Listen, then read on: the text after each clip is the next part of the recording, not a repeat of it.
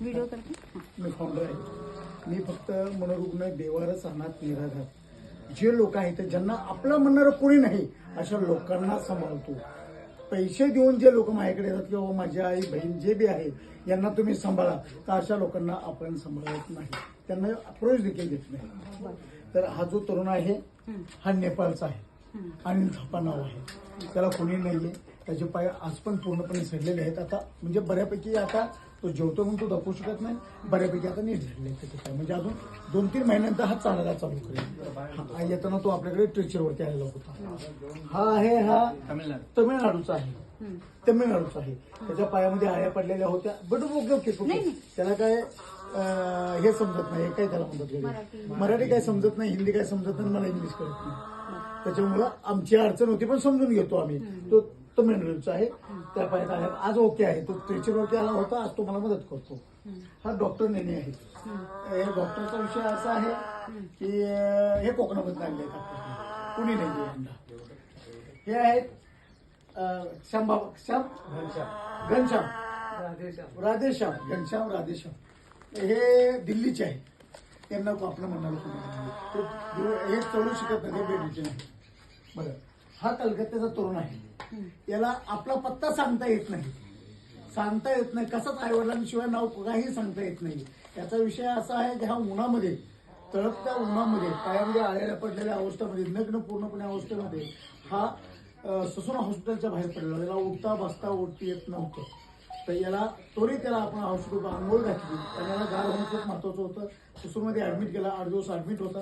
आज तो पूर्णपणे आपल्याकडे बरं झालेला आहे. खूप मदत करतो. आज तो म्हणतोय की माझा मुलगा आहे आणि आश्रमचा मी मालक आहे. म्हणजे आज तो खूप मदत करतो. काय कोणती पद्धत आहे झोपायची? हा निलेश आहे. हा नाशिकचा आहे.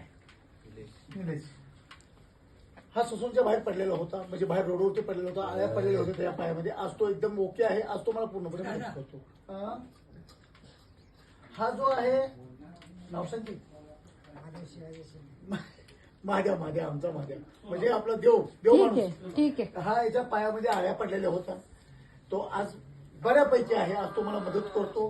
खूप छान आहे. हे बाबा कोल्हापूरचे आहेत. यांना कुणी नाहीये.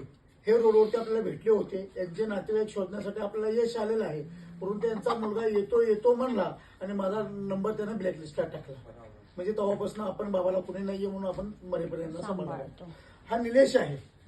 हा निलेश साताऱ्याचा आहे. त्याला कुणी नातेवाईक नाहीये. पूर्णपणे बेड रिटर्न आहे. पॅरलाइज झालेला आहे. त्याला चालता फिरता येत नाहीये. ओके. हा आहे झारखंडचा आहे. हा बेड रिटर्न आहे. याला डायपरवरती आहे. तो त्याचा पाय तुटलेला आहे. काढून टाकलेला आहे त्याला. म्हणजे आता वीकच आहे अजून. म्हणजे 2-4-6 महिन्यानंतर हा तंदुरुस्त होईल पूर्णपणे. मग चालू होईल. हा पुण्यामधील बाबा काय जागेवर संडास केली तुम्ही?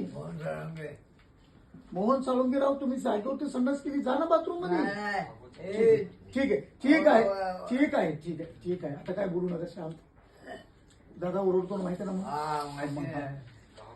हे बाबा तिकडे नमस्कार करा. नमस्ते. बाबा हे कसबा पेठ मधले आहेत. पुण्यामधील कसबा पेठ मधले आहेत. विषय असा आहे बाबांचा की त्यांना नातेवाईक कोणी नाही.